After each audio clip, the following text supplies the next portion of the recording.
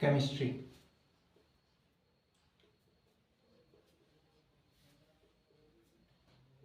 ये जो आज केमिस्ट्री का फर्स्ट लेक्चर है, इस फर्स्ट लेक्चर में हम जो कवर अप करेंगे वो लगभग 9th NCERT जो फर्स्ट चैप्टर है, ठीक है। दूसरा 10th के लेवल तक को भी ये कवर करेगा। हालांकि 10th का फर्स्ट चैप्टर अलग है, ICSE में फर्स्ट चैप्टर अलग है थोड़ा, ठीक है। लेकिन ये जो चैप्टर हम कवर करेंगे केमिस्ट्री से, NCERT 9th का होगा और केमिस्ट्री बेसिक का होगा कि हम केमिस्ट्री पढ़नी कहाँ से शुरू करते हैं, केमिस्ट्री वर्ड कहाँ से आया है, केमिस्ट्री क्या है, ठीक है। और लगभग SSC लेवल को टच करेगा, ठीक है, SSC CGL। क्लियर। केमिस्ट्री होता क्या है? Chemistry is the study of matter, study of matter, या हिंदी में बोले तो पदार्थ का अध्ययन, ठीक है। केमिस्ट्री वर्ड कहाँ से आया है? केमिस्ट्री वर्ड आया है कीमिया शब्द से। कीमिया, कीमिया का अर्थ होता है ब्लैक मैटर, ब्लैक मैटर। जो हिंदी वाले हैं वो ध्यान रखें, काला पदार्थ, ठीक है। और ये पदार्थ का अध्ययन। केमिस्ट्री के फादर किन्हें कहा जाता है?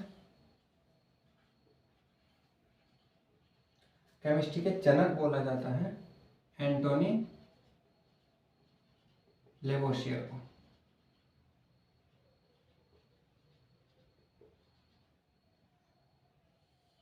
एंटोनी लेवोसियर को ही क्यों केमिस्ट्री के फादर बोला जाता है? क्योंकि इन्होंने कुछ ऐसा काम किया होगा। वो काम क्या किया? इन्होंने प्रपोज किया था, प्रपोज्ड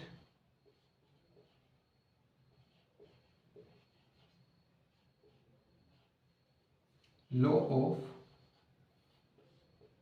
कंजर्वेशन ऑफ मास।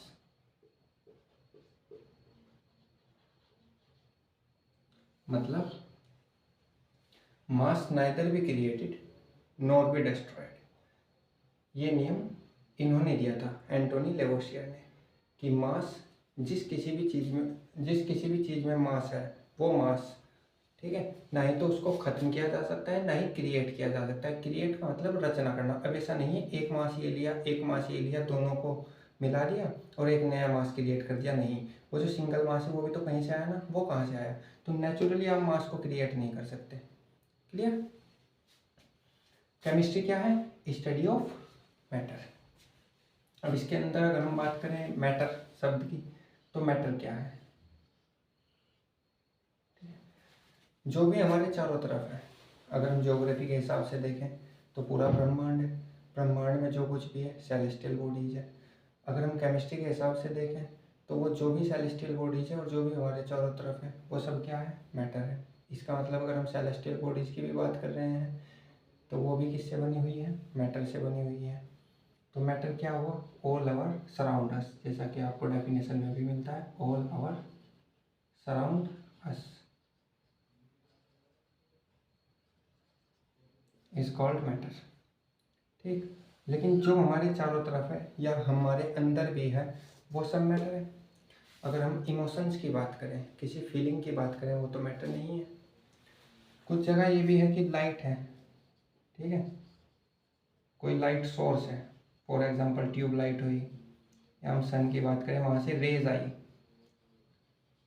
तो ये कि रेज दिख तो नहीं रही है, तो क्या रेज मैटर नहीं है या रेज मैटर है? शायद 9th क्लास के सिलेबस में या 10th क्लास के सिलेबस तक ये हो कि रेज मैटर नहीं होती, लेकिन रेज मैटर होती हैं, क्योंकि यहाँ से पार्टिकल्स मूव करते हैं और उन पार्टिकल्स को क्या बोलते हैं? फोटॉन्स, ठीक है, उन्हें बोलते हैं फोटॉन्स। तब यहाँ पर लाइट पहुँचती है। क्लियर। तो मैटर जो कुछ भी हमारे चारों तरफ है और जिसमें मास हो और जो वॉल्यूम ऑक्यूपाई करता हो, वॉल्यूम मतलब कहीं पे आप उसको रखें तो कुछ तो जगह घेरता हो, ठीक है, कितने भी वॉल्यूम हो उसको हम मैटर बोलेंगे। और क्योंकि जब अगर कोई पार्टिकल है और उसके अंदर कुछ भी मास होगा और थोड़ी भी वॉल्यूम वो घेरता होगा तो वो क्या होगा, मैटर। तो इसलिए लाइट रेज में क्या होगा, मैटर होगा। ठीक है। उसके बाद हमने कहा chemistry study of matter, matter जो हमारे चारों तरफ है, जो मास घेरता हो, वॉल्यूम घेरता हो। अच्छा, मास और वेट में डिफरेंस समझते हैं आप क्या है? मास और वेट, वेट होता है जब आप धरती के ऊपर खड़े हैं, जैसे आप अपना वेट कराने जाते हैं किसी मशीन पर, तो वो होगा आपका वेट, वेइंग मशीन बोलते हैं उसको, उसको मास नहीं बोलते। क्योंकि अगर आप ग्रेविटी के ऊपर खड़े हैं, ठीक है, ग्रेविटी आप पर लगी हुई है, उसको बोलते हैं वेट। लेकिन अगर ग्रेविटी को हटा दें तो उसको बोलते हैं मास। मतलब आपका जो भार है वो हुआ मास, लेकिन अगर आप ग्रेविटी पर खड़े हैं तो उसको बोलते हैं वेट। मैटर कि हमने ये तो बात कर ली कि चलो जो भी हमारे चारों तरफ है, लेकिन हमारे चारों तरफ अलग अलग एक तरह की चीज़ है, जैसे सॉलिड हुआ, लिक्विड हुआ, तो वो किसके अंडर आती है? वो आती है स्टेट्स ऑफ मैटर के, स्टेट्स ऑफ मैटर। पहले जो स्टेट्स ऑफ मैटर पढ़ी जाती हैं वो सिर्फ 3 पढ़ी जाती हैं, ठीक है। एक हुई सॉलिड, एक लिक्विड और एक गैस। अब सॉलिड क्या है? सॉलिड जिसके पार्टिकल्स के बीच में गैप लगभग ना हो, लगभग ना हो, ध्यान रखना इस वर्ड को। कुछ बोलते हैं कि पार्टिकल्स के बीच में गैप ही ना हो, ठीक है आपकी बात कि पार्टिकल्स के बीच में गैप ना हो, लेकिन क्या ऐसे भी पार्टिकल्स कनेक्ट हो सकते हैं कि पार्टिकल के बीच में गैप हो ही ना? अगर पार्टिकल के बीच में गैप हो ही बिल्कुल भी नहीं होगा तो वो एक पार्टिकल नहीं होगा फिर। जैसे अगर आप फुटबॉल से लें, आपने 5 फुटबॉल 4 फुटबॉल ली, 1 2 3 4, और उन सबके पॉइंट्स को ऐड कर दिया। फॉर एग्जांपल ये 1, इस वाले पॉइंट से मिला दिया इसको 2, इससे 3, और इस वाले पॉइंट से मिला दिया इसको 4। तो अगर आप बाहर से देख रहे हैं तो बिल्कुल गैप नहीं दिख रहा आपको, ठीक है, सॉलिड में, इधर से भी, किसी भी साइड से। लेकिन इन पार्टिकल्स के अंदर गैप है, इस गैप को, इस स्पेस को बोलते हैं, या इस खाली स्थान को बोलते हैं वॉइड। ध्यान रखना वर्ड, इसको बोलते हैं वॉइड। मतलब कि सॉलिड के पार्टिकल्स आपस में अटैच रहते हैं, उनके बीच में जो थोड़ी सी स्पेस होती है उस स्पेस को बोलते हैं वॉइड। सॉलिड के पार्टिकल्स आपस में ज़्यादा कनेक्ट रहते हैं, लिक्विड के थोड़े दूर दूर होते हैं, ठीक है। गैस के थोड़ा और दूर दूर होते हैं। इन दोनों पार्टिकल्स के बीच में एक फोर्स लगती है, ठीक है। और क्योंकि इन पार्टिकल्स को, अब देखो, एटम से मिलके बने होते हैं, एटम से ही बनते हैं मॉलिक्यूल, ठीक है। तो कई बार इन्हें बोल देते हैं मॉलिक्यूल, कि हम बात कर ले रहे हैं, चलो एक मॉलिक्यूल ये है, एक मॉलिक्यूल ये है, इनके बीच की फोर्स की बात कर रहे हैं। तो इनके बीच की बात कर रहे हैं तो इसलिए वर्ड आया इंटर। किनकी बात कर रहे हैं? मॉलिक्यूल्स की, तो वर्ड आया मॉलिक्यूल, मॉलिक्यूलर, ठीक है। और बीच में क्या है? फोर्स, तो इंटर मॉलिक्यूलर फोर्स।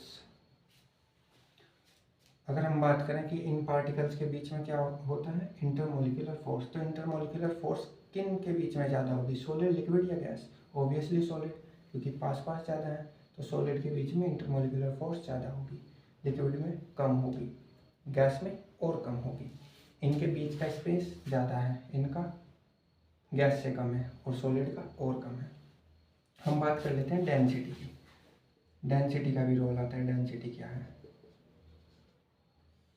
डेंसिटी का फॉर्मूला होता है मास अपॉन वॉल्यूम। मतलब डेंसिटी मास के तो डायरेक्टली प्रोपोर्शनल है, लेकिन वॉल्यूम के इनवर्सली प्रोपोर्शनल है। मतलब अगर मास बढ़ेगा तो डेंसिटी भी बढ़ेगी, वॉल्यूम बढ़ेगा तो डेंसिटी कम होगी। डेंसिटी को हिंदी में बोलते हैं घनत्व, ठीक है। अब तुम समझो, जैसे सॉलिड है, सॉलिड इतनी सी जगह में है, लेकिन पार्टिकल्स कितने सारे हैं, लेकिन जगह उसने इतनी सी घेरी हुई है। मतलब कि वॉल्यूम कम है लेकिन उसका मास ज़्यादा है। मास हुआ ज़्यादा, वॉल्यूम हुई कम, इसलिए सॉलिड में डेंसिटी कम हो गया ज़्यादा, सॉलिड के अंदर डेंसिटी ज़्यादा हो गई। लिक्विड के अंदर डेंसिटी कैसी होगी, सॉलिड से कम ऑब्वियसली। और गैस के अंदर लिक्विड से भी कम डेंसिटी होगी, ठीक है, क्योंकि वॉल्यूम पूरे कमरे में भरी हुई है लेकिन मास कम है इसका। अच्छा, एक चीज़ और ध्यान रखना, जब हम सॉलिड को एक जगह से दूसरी जगह, सपोज एक बिस्किट है, बिस्किट एक सॉलिड है, हम उस बिस्किट को यहाँ पे रखें, ऐसे टिल्ट करें, ऐसे टिल्ट करें, ऐसे टिल्ट करें, वॉल्यूम उसका सेम ही रहेगा। लिक्विड के केस में आप एक बोतल पानी लें, आधी बोतल पानी लें, उस आधी बोतल को ऐसे टिल्ट करें, ऐसे टिल्ट करें, ठीक है, तो पानी ऐसे मूव तो कर रहा है लेकिन वॉल्यूम उसका सेम है। रीज़न बिहाइंड दैट, रीज़न ये है, या आप उसको एक गिलास में डाल दें तो भी वॉल्यूम सेम है, एक बिस्किट को भी एक पैकेट से निकाल के दूसरे पैकेट में डाल दें तो भी वॉल्यूम सेम है, क्योंकि सॉलिड के पार्टिकल्स भी आपस में थोड़े से कनेक्ट रहते हैं, वो लेयर की तरह मूव करते हैं ऐसे, ठीक है, ऐसे लेयर की तरह मूव करते हैं। लेकिन गैस के पार्टिकल्स अलग अलग होते हैं, और क्योंकि गैस के, एक मिनट,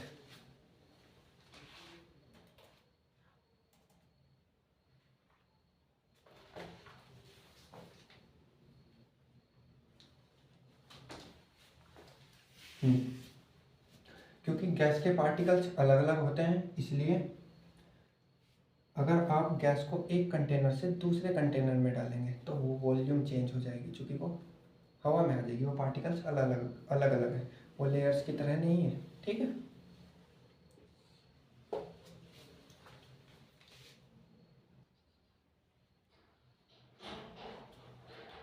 गैस, जैसे हमने गैस की क्या बात करी कि उसके पार्टिकल्स के बीच में स्पेस ज़्यादा होता है। 3 स्टेट्स होगी वाटर की, सॉलिड, लिक्विड और गैस। उसके बाद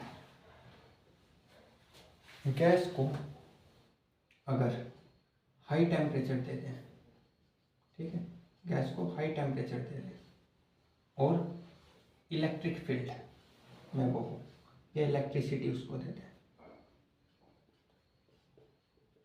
दोनों चीज़ें कहाँ पे होती हैं, जब आसमान में बिजली चमकती है, उस टाइम पे क्या है, इलेक्ट्रिसिटी भी है और टेम्परेचर भी ज़्यादा है, तो वहाँ पे, और चूँकि अर्थ के आसपास गैसेज ही है ना, अर्थ के ऊपर क्या है, गैसेज ही है, एटमॉस्फेयर, तो उस टाइम पे क्या एक स्टेज मिलती है, और क्यों मिलती है ये भी सुन लेना। एटम के अंदर क्या होता है, ये एटम है, ठीक है, अगर अभी नहीं पढ़ा हो कि एटम क्या होता है 9th क्लास वालों ने, तो वो बाद में पढ़ेंगे। ये एटम है, एटम के अंदर यहाँ पे होते हैं प्रोटॉन और न्यूट्रॉन, और बाहर की सेल में होते हैं इलेक्ट्रॉन, ठीक है। तो इलेक्ट्रॉन और प्रोटॉन मतलब कि कुछ पॉजिटिव और कुछ नेगेटिव, ये आयंस बाहर आ जाते हैं, ठीक है, और जब ये आयंस बाहर आ जाते हैं तो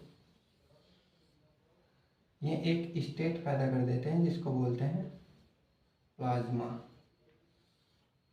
क्लियर, प्लाज्मा कैसे बनती है, जब गैस को हाई टेम्परेचर और इलेक्ट्रिक फील्ड मिले, या दोनों में से एक हो, ठीक है, बहुत हाई टेम्परेचर की बात हो रही है, और इन आयंस के कारण इसको फिर बोलते हैं प्लाज्मा। इसको आयनाइज्ड गैस भी बोलते हैं, इसलिए इसको क्या बोलते हैं, आयनाइज्ड गैस। क्लियर, प्लाज्मा को। उसके बाद ये तो हुआ वो बात अगर गैस को हाई टेम्परेचर पे रखा गया, लेकिन अगर हम गैस के 1/1,00,000 10 लाख,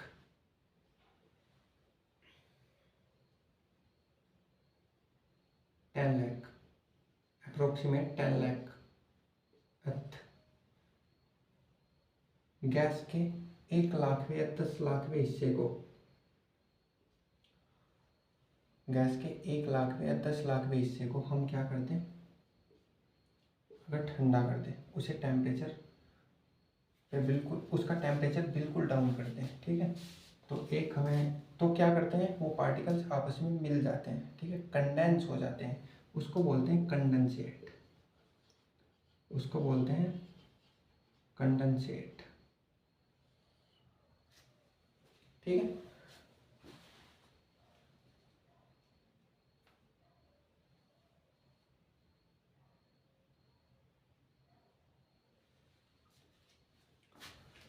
हाँ, उसको बोलते हैं कंडेंसेट, मतलब कि super saturated state. Saturated state, super saturated state क्यों? देखो, सपोज एक रूम है, उस रूम के अंदर टोटल 10 पीपल आ सकते हैं, 10 लोग आ सकते हैं, ठीक है। आपने उन 10 को भर दिया, ठीक है। फिर ऐसे उन पे प्रेशर लगा के, ठीक है, और 5 को भर दिया तो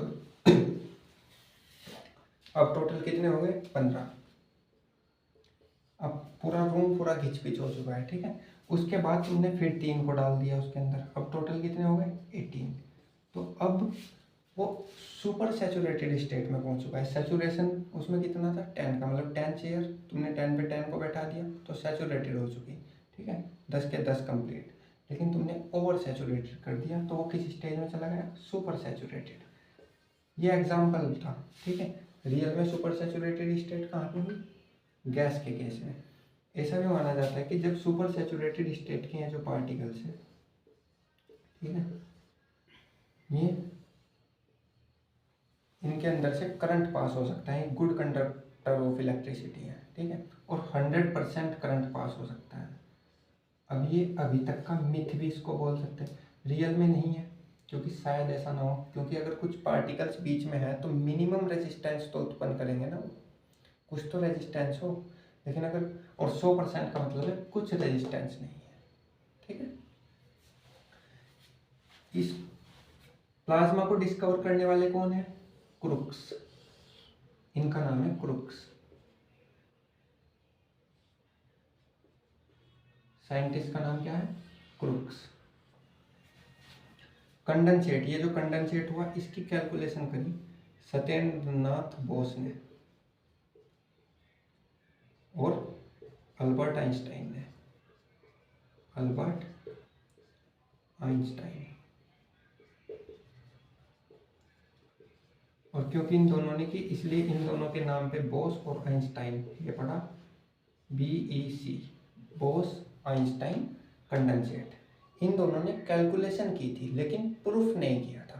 पहले इन्होंने कैलकुलेशन की, फिर इन्होंने अल्बर्ट आइंस्टाइन के साथ मिलकर कैलकुलेशन की, देन इसको प्रूफ नहीं किया। लेकिन प्रूफ किन्होंने किया?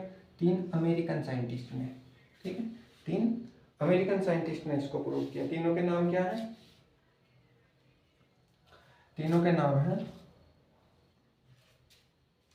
कॉर्नेल कैटरले और बीमेन। कॉर्नेल, कैटरले और बीमेन, इन तीनों को इसके लिए नोबेल प्राइज भी मिला है, ठीक है।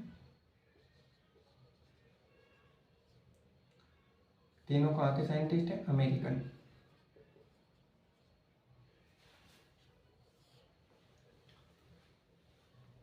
सॉलिड, लिक्विड, गैस, फिर प्लाज्मा, ये प्लाज्मा, और then BEC, 5 states of matter है।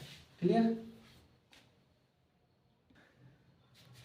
5 स्टेट कंप्लीट होगी, सॉलिड, लिक्विड और गैस। उसके बाद अगर हम टेम्परेचर और प्रेशर की बात करें, टेम्परेचर और प्रेशर, अगर हम सॉलिड पे टेम्परेचर लगाएंगे, प्रेशर लगाएंगे तो क्या होगा? लिक्विड पे टेम्परेचर प्रेशर लगाएंगे तो क्या होगा? गैस पे टेम्परेचर प्रेशर का क्या इफेक्ट होगा? वेपोराइजेशन क्या है, वेपोरेशन क्या है? सुन लो एक बार। जैसे सॉलिड है, ठीक है, सॉलिड को लिक्विड में कन्वर्ट कैसे करेंगे? लिक्विड को गैस में कन्वर्ट कैसे करेंगे? सॉलिड को डायरेक्ट गैस में कन्वर्ट कैसे करेंगे? और उस प्रोसेस को बोलते क्या है? और क्या गैस भी डायरेक्ट सॉलिड में कन्वर्ट हो सकती है? तो उस प्रोसेस को क्या बोलते हैं? ठीक है, लिक्विड से सॉलिड बन सकता है, उसको क्या बोलते हैं? और गैस से लिक्विड बन सकता है, उसको क्या बोलते हैं? वेपोराइजेशन क्या है? वेपोराइजेशन। कंडेंसेशन क्या है?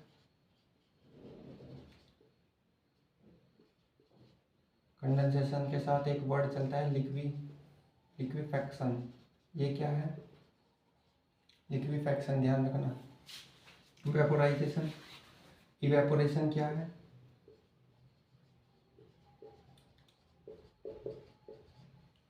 और सॉलिडिफिकेशन,